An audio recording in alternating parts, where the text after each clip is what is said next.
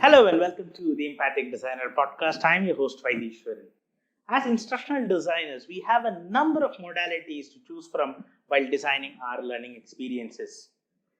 Depending on the type of learning, whether it is self-paced or face-to-face or a blended approach, we can design anything ranging from a simple PowerPoint slide deck to a virtual reality or even an augmented reality learning experience. You could even combine multiple modalities to provide a blended solution for your learners. So, how do you determine which modality or which combination of modalities works best? In today's episode, we will look at how to determine the right training modality for your learning program. So, let's get started. The first criterion is always your learner. Understanding your learner's preferences is very important when it comes to determining the modality. In order to do this, make sure that you conduct a thorough audience analysis.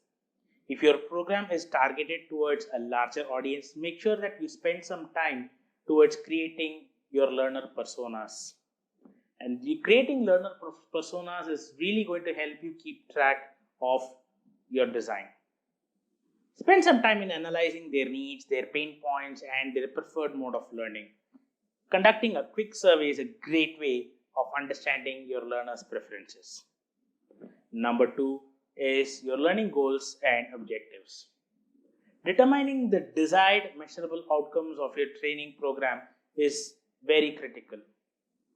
The outcomes of your training program could range anywhere from a simple recall of facts to evaluating problems and creating something new.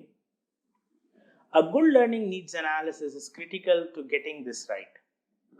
Combining the learning goals of the program with the learner preferences that you've got earlier should give you an overall idea of how the program could flow and provide you with some insights on the nature of activities that you can design for engaging your learners.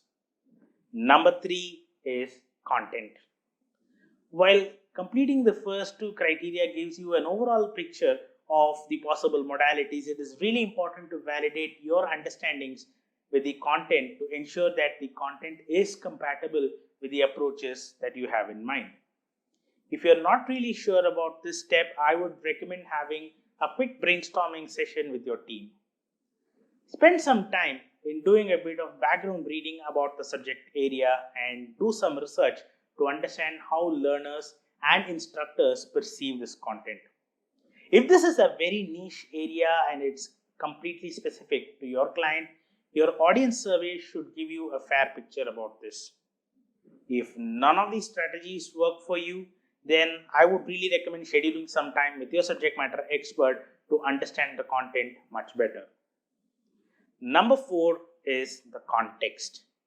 This is extremely important when it comes to finalizing your approach.